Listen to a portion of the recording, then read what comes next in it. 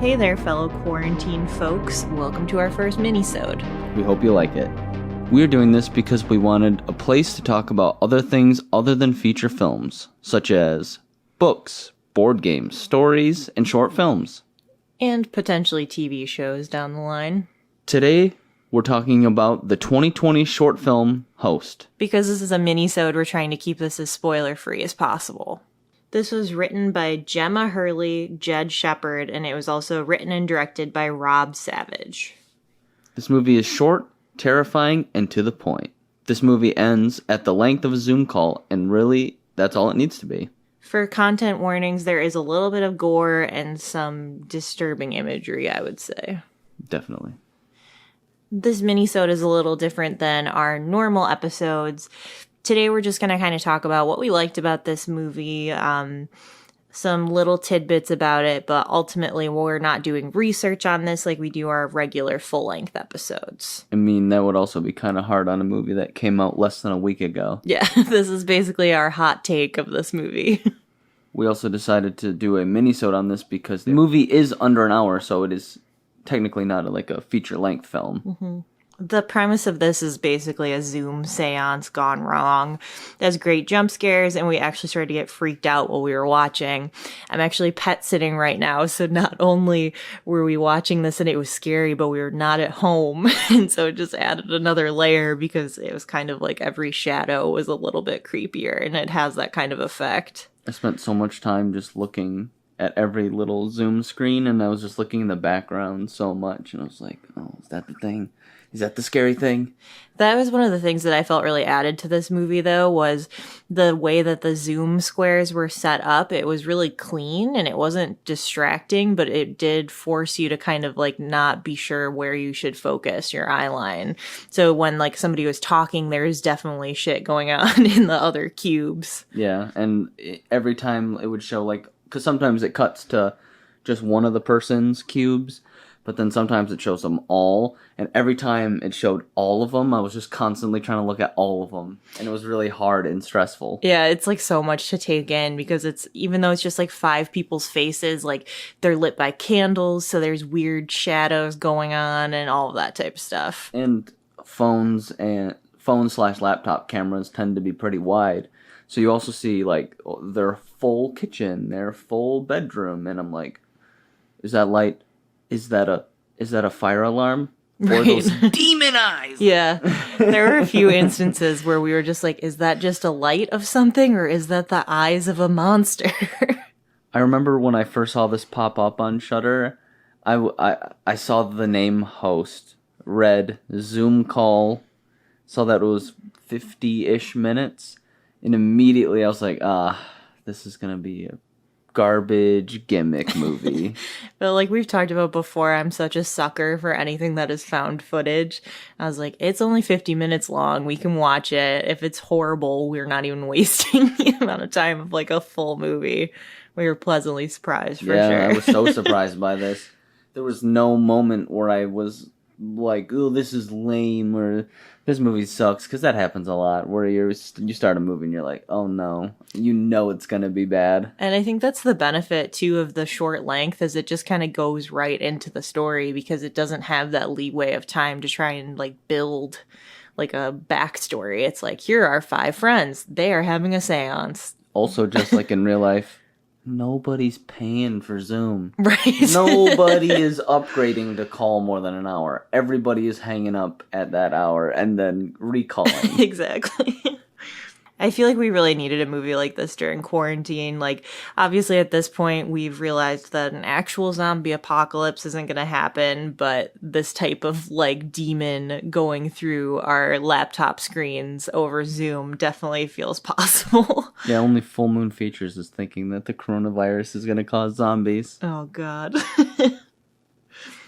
I just love a movie that finds a niche within, like, the current events of the world, and it doesn't feel redundant or stupid. This is really fun.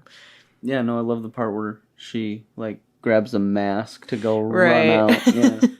Another thing I really liked about this movie was it had really effective jump scare moments.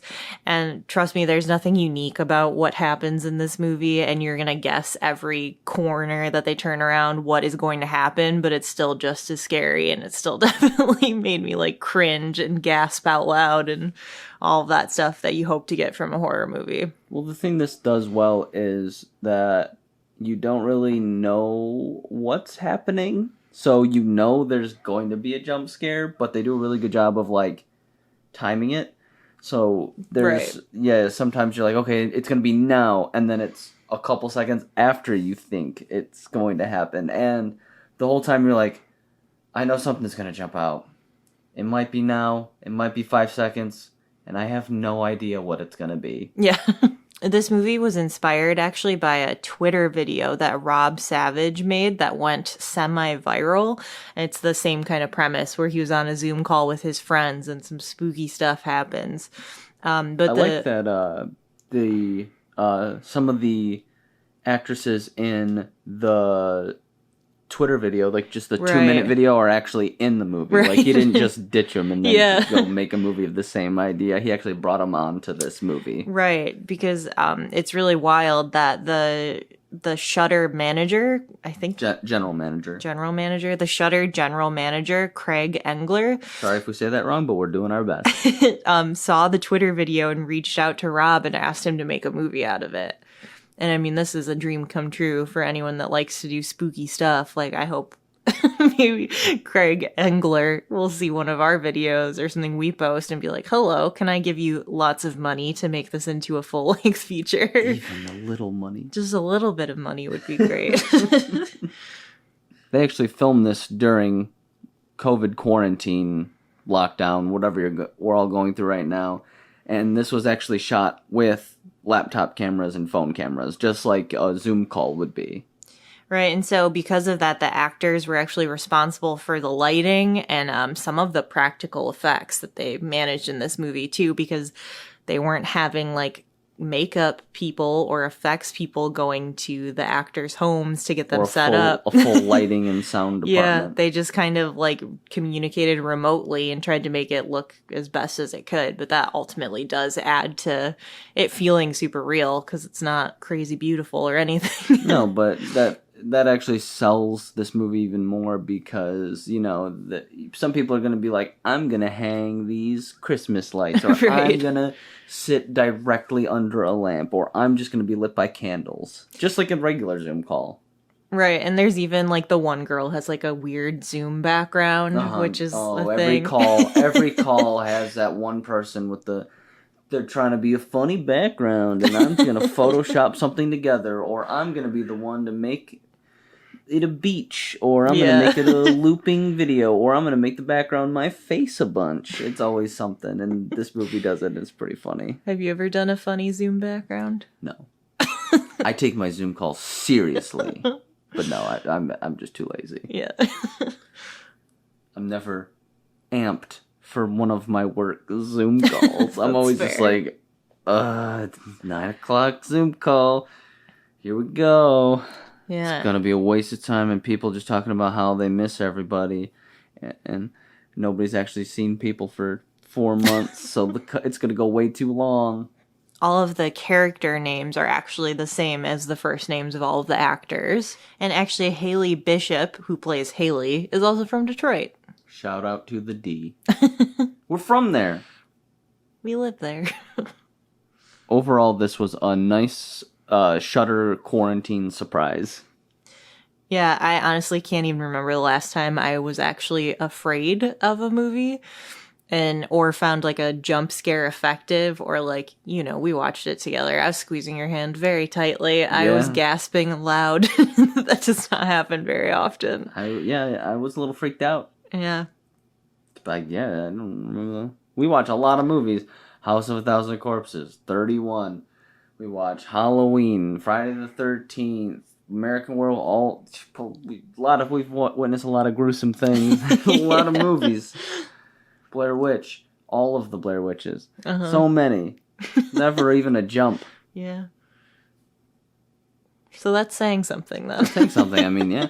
I cannot recall what it was, but I do remember I had a nightmare that night. Yeah. That we watched it. This is a unique movie that came out in a very unique time, so it was perfect how they did it. It's kind of like along the same vein of Blair Witch, where I'm sure people are going to try to mimic it and try to, Right. Make a worse version of it, but this was kind of like the perfect one. Like, this is great. It didn't need to be more. It didn't need to be longer. It does not need a sequel. It's great for what it is. Personally, the timing, everything with this movie, I think I would give this movie like 4.5 out of 5, actually. Nice. Yeah, I would just give it a clean 5 out of 5. I have no complaints. I enjoyed it. As per many episode, we recommend you get Shudder so that you can watch this. It is only on Shudder. We don't know when our next minisode will be or what we will do it on, but we promise it'll be sometime soon, and hopefully you'll enjoy listening to it. Yeah, we have a lot of cool ideas that we think you guys will like.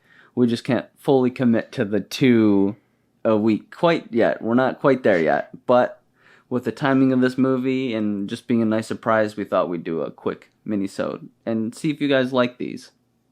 Thanks for listening, and stay tuned. Stick around. Stay spooky. Stay spooky. Stay creepy.